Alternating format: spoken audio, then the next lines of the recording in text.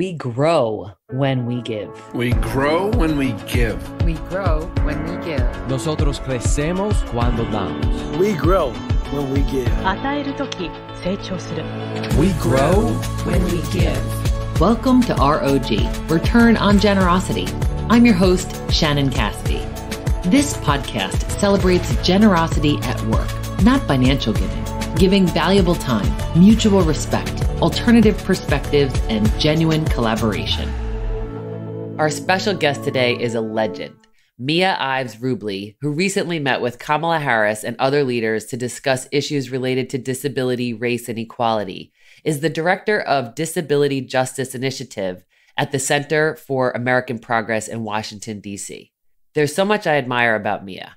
She has osteogenesis imperfecta, a genetic bone disorder more commonly known as brittle bone disease, and uses a wheelchair to get around.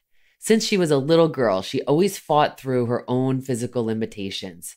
She played competitive sports and competed at an international level in wheelchair track, fencing, and adaptive CrossFit. Today, Mia fights to make spaces more accessible for people with disabilities. She founded and coordinated the Women's March Disability Caucus and works with a range of organizations as an independent consultant on accessibility issues. Welcome to ROG, Mia. Thank you so much for having me, Shannon. I'm super glad to be able to chat with you today.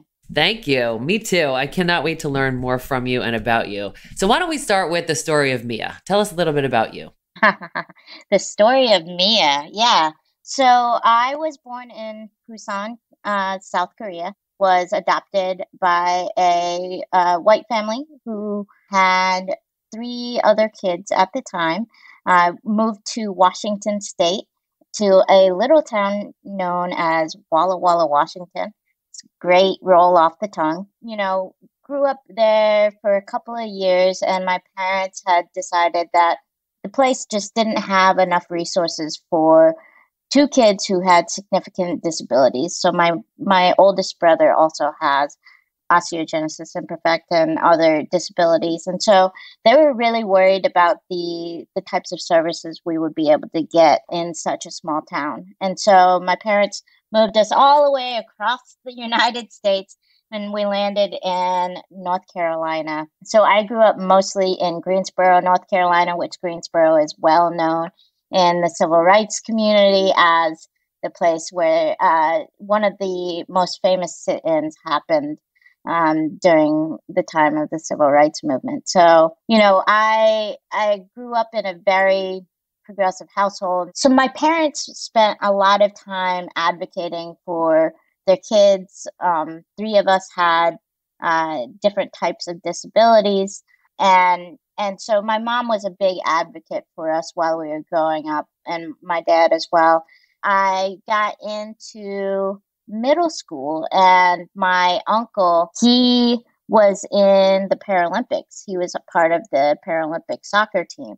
And so he invited us to come watch him in 1996 for the Atlanta Paralympics. And that was the first time that I really got to see a large group of individuals with disabilities all in one area, where it became a thing where I wasn't the oddball in the crowd, that there was tons of people in wheelchairs and on crutches and having other mobility devices, etc. And so that was really eye-opening for me in understanding that there was a different side of disability and a different way to look at disability. And so after that, I quickly pushed my parents to allow me to do wheelchair sports and got involved in wheelchair sports. It helped teach me sort of the importance of how to identify as a disabled person and as an adaptive athlete. And so that was an important milestone in my life. And it actually, because of the strength that I got from doing all of those athletics, I became much more independent. It became much more of a goal for me to actually go to college. And so ended up going to the University of Illinois, where I studied sociology and was also a varsity wheelchair athlete. I became a vocational counselor where I worked with individuals with mental health disabilities, helping them find employment. But I would say 90% of that work meant getting people connected with services. Now, I had been an individual who had been on Supplemental Security Income, SSI, and also on Medicaid. So I had had some experiences with the systems before, but what I didn't realize was just how widespread the issues were and how could affect people's lives. I decided that I was going to leave because I wanted to help clients, but I felt like I wasn't doing enough, or I didn't have enough power to be able to make the changes that need to happen. And so went into research for a little while, got frustrated in that as well. And so that was sort of around the time that the Women's March happened, and had a conversation with some folks about trying to volunteer. And originally I had no plans of creating my own caucus or doing any of that. But it was really seeing the lack of perspective and voices around disability and disabled women. You know, we started working with the national organizers to work on accessibility issues, work on some of the sort of some of the comms around it, some of the messaging around it, to make sure that it did include disabled women and disabled femmes. And so, you know, that helped sort of, it was sort of another huge sort of jumping off point, much like the Paralympics had been a jumping off point for some of my athletic endeavors. The Women's March helped me sort of find my own voice and find a way to work that allowed me to become my full self, that I didn't have to portion myself off to speak about a specific issue, etc. And after that, you know, I got to work on a couple of campaigns, which was amazing. I worked on the Warren campaign, and I also helped out with the Biden campaign, and worked on several other local races in North Carolina, and then worked on the Georgia special election, and then landed at the Center for American Progress. Oh my goodness.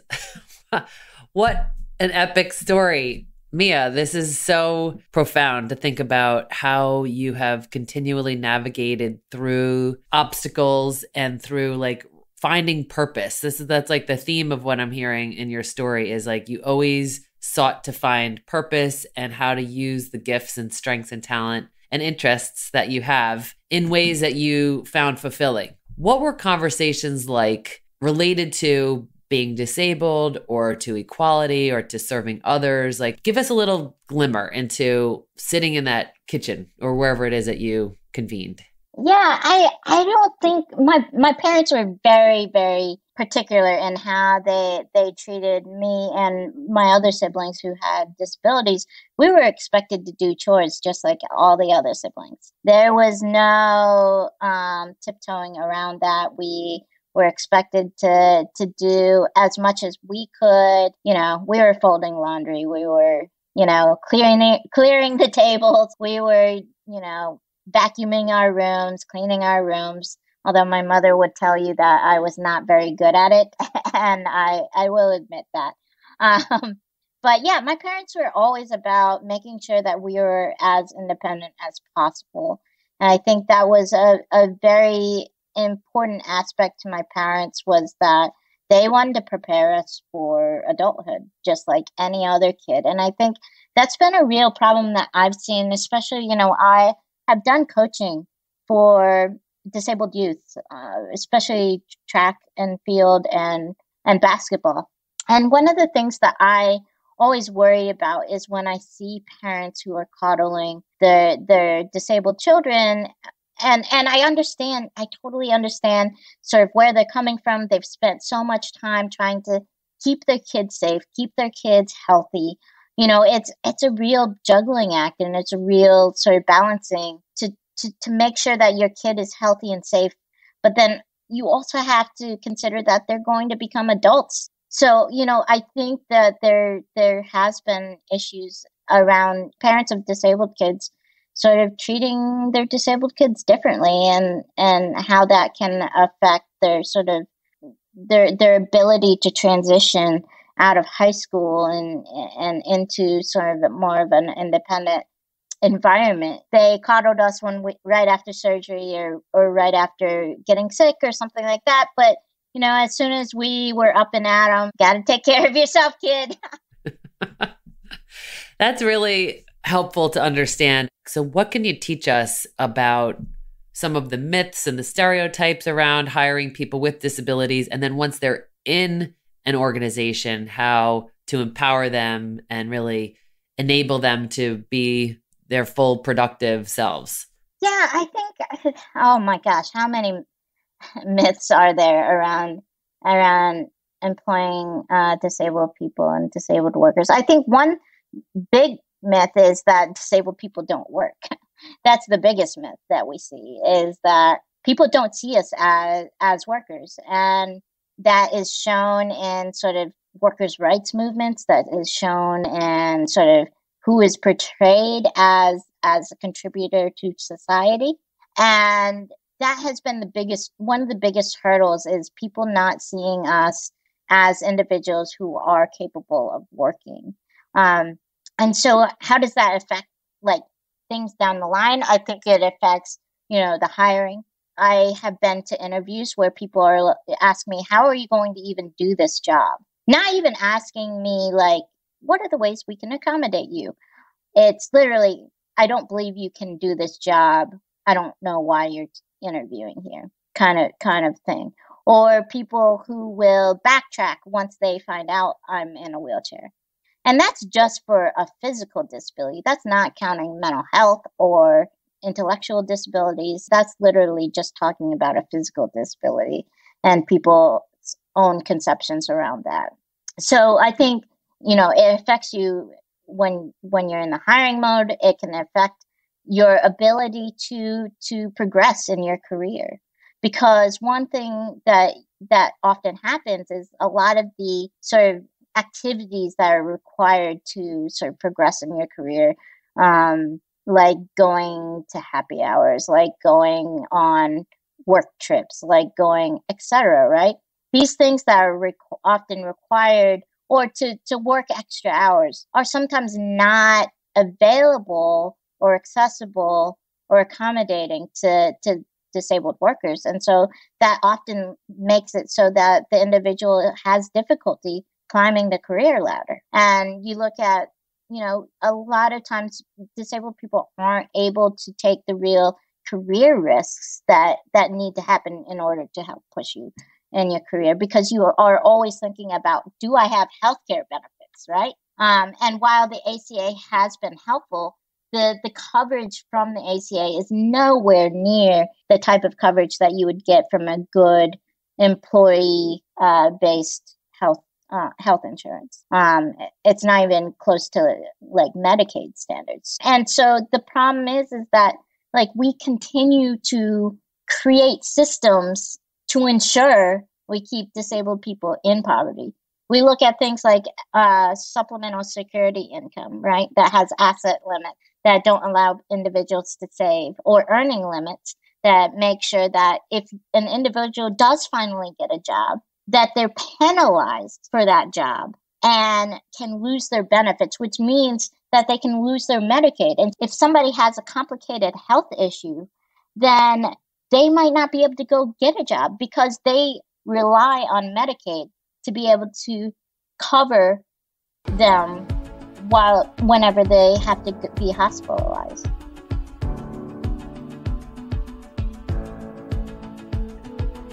When we come back, Mia will share what she thinks needs to change and explains the difference between SSI and SSDI. Introducing the brand new QuadPod Podcast Network. At QuadPod, we have a variety of podcasts that are as unique as you. When you visit quadpod.com, you'll see our shows listed by category as well as average episode length. Find a new podcast at QODPOD.com. The Quad Pod Podcast Network. That's QODPOD.com. And we're back with more from Mia Ives-Rublee, Director for the Disability Justice Initiative at American Progress. What, in your opinion, needs to change? You are really the most qualified person to have an opinion on this. Well, it's interesting because most people don't even realize there's a difference between SSI and SSDI. SSDI is Social Security Disability Insurance. SSI is Supplemental Security Income. And so, the thing is, people don't even understand the programs. And so we have politicians making decisions on these programs, not even realizing the effects that it has on people's lives. And so I, as a person who was on SSI and a person who worked at vocational rehabilitation, I really saw the impacts of certain policies and how they affected individuals on the ground. And so when I was at vocational rehabilitation services, I would literally have to sit a person down and say, look, I know you want a job and I want to help you find a job. The problem is that you are an SSI and you are on Medicaid. This job that you're looking at isn't covered by health insurance. You won't get those benefits. Also, you're an individual who has been in and out of hospitals for the past year. And while you're stable right now, we're not sure if you're going to be stable in the next 10 months or even in the next year, right? And so what we have to decide is it worth it to lose your benefits and gain this part-time job? Is it better to stay on SSI and receive Medicaid to ensure that you receive the health care insurance that you need? And that is a bad dichotomy. It's a bad choice. It's a horrible choice to have to force people to make. And it's all because, people fear going above their limit because, one, they could be forced to pay back whatever they owe based on the amount that they've earned. And so because Social Security Administration doesn't keep very good track of this. And so for me as an individual who had just gotten my full career at vocational rehabilitation, I sent documentation for almost a year, letting them know that I had been I had been employed and that I no longer needed SSI.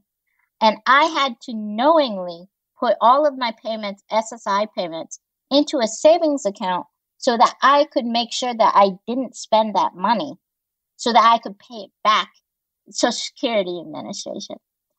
And that's somebody that actually knows the system, right? Right. I was going to say, you are acutely aware of the system and how it works and what the penalties are. So you were preparing for that. But think about the average person who does not know that. Mia, what would you say are some of the conceptions that employers have had when considering hiring people with disabilities of any form? And what do you want them to know?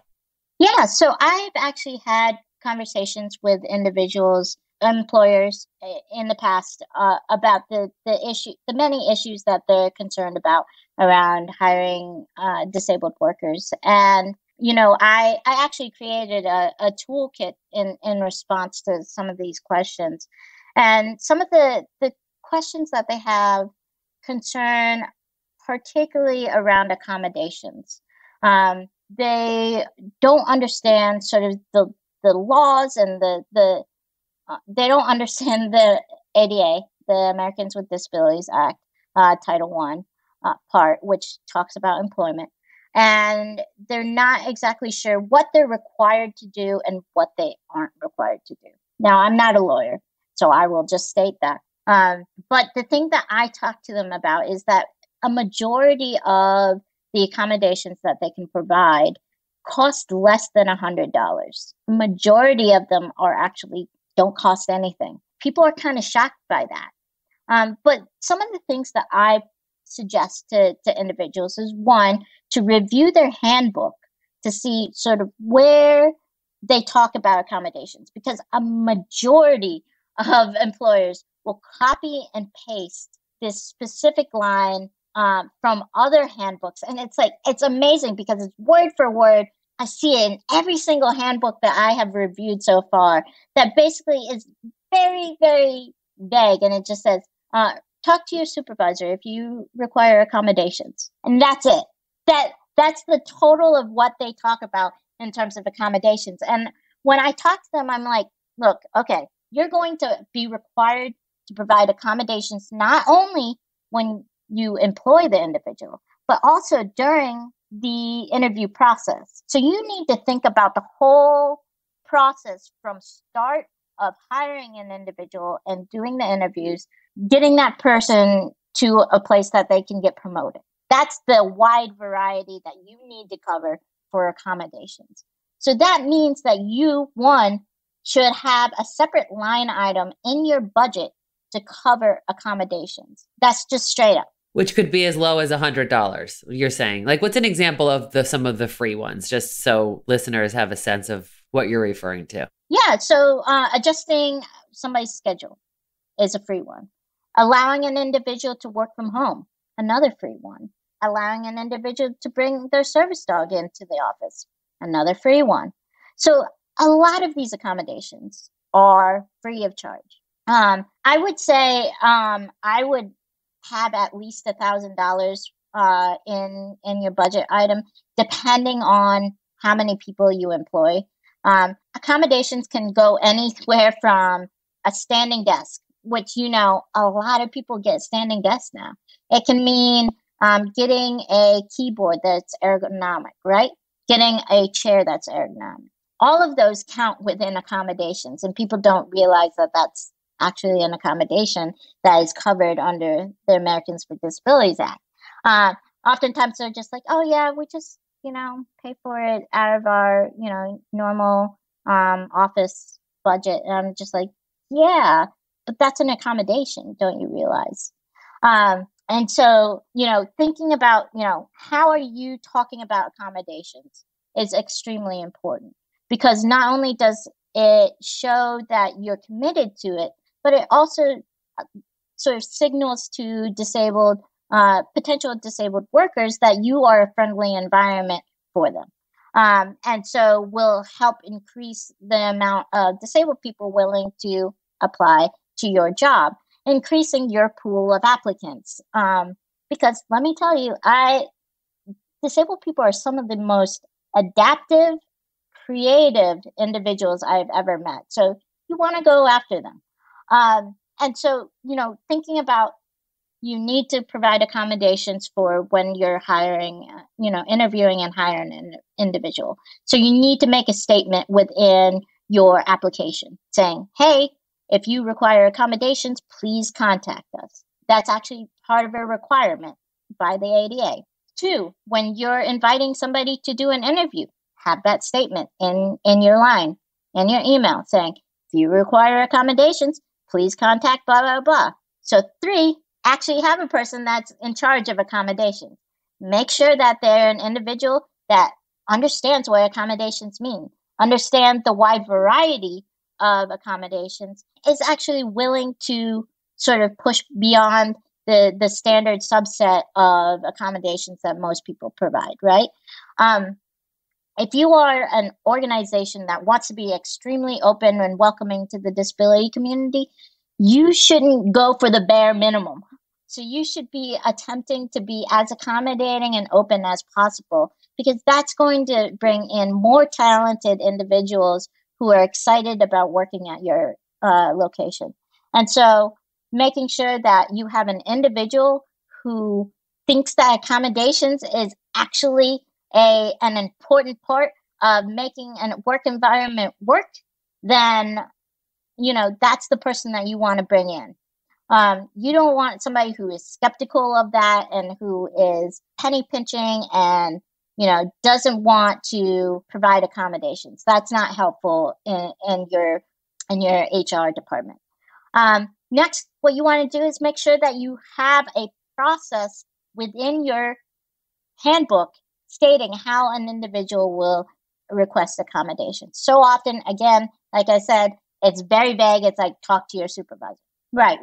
Which is actually kind of problematic for them, because individuals who state that you aren't providing accommodations for them, push back and say, hey, look, you don't have a set standard of how I can get accommodations, and you don't have a timeline on when I can get accommodations. I think your timeline is off, and that's taking too long, and I don't know when I'm getting accommodations, so I'm going to sue you.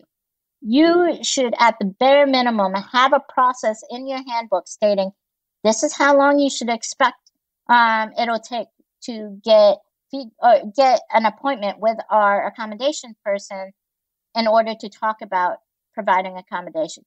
This is how long it should take for you to actually receive the accommodations. You should have an outline with a specific person that handles them. And you created the Disability Inclusion Toolkit for nonprofit organizations when you were at the Ford Foundation. So we'll put that in the show notes so that individuals who are hearing what Mia is saying and taking this seriously, thinking, okay, how can I make sure that I'm using inclusive language from the job description to the invitation for an interview, and how can I do it right? How can I set up my organization and my system so that people feel included and welcomed and are supported with the tools, resources, and support that's necessary? That's fantastic. So where can people find you, Mia? Where can people find me? Everywhere. No. People can find me on Twitter mostly. My handle is CMiaRoll, so that's SEEMIAROLL, and that's my handle for all of the sort of social media platforms. So you can find me on most of the social media platforms if you just use that handle. Absolutely awesome. Thank you for investing your precious time with us, and particularly thank you for your advocacy, for your fight, for your willingness to channel your strengths and your energy as a force for good. I so deeply appreciate you. I am so glad to be here. I think it's really important to understand that disabled people have the wants and needs and dreams that any person has, and that we should be as accommodating as possible because our community is extremely talented and deserve a chance to work at your place of business. Yes. Thank you. Thank you.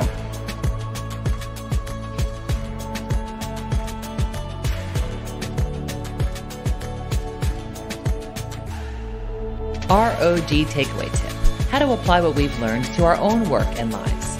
Mia challenges us to think about our policies and accommodations.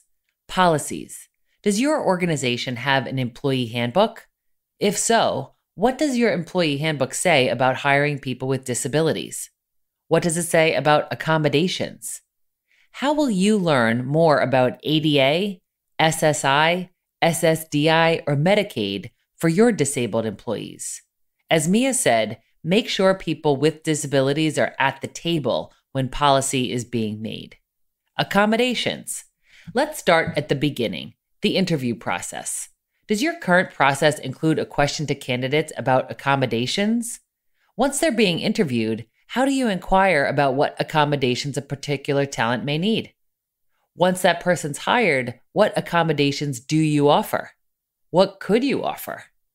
Consider how inclusive the interview, hiring, onboarding, and employment process are for individuals with disabilities, and how can you make them even better?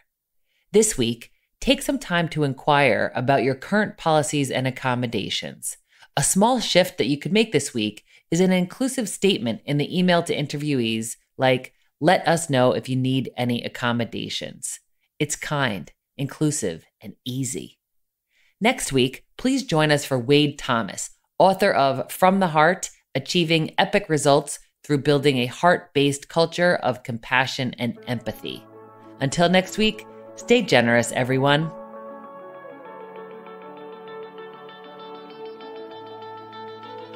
Thanks for listening to ROG, Return on Generosity Podcast. Please help us grow by subscribing and reviewing us on your favorite podcast player. And for more information, visit bridgebetween.com. We grow when we give. 우리는 나누면서 성숙합니다. We grow when we give. On rayonne quand on donne. We grow when we give.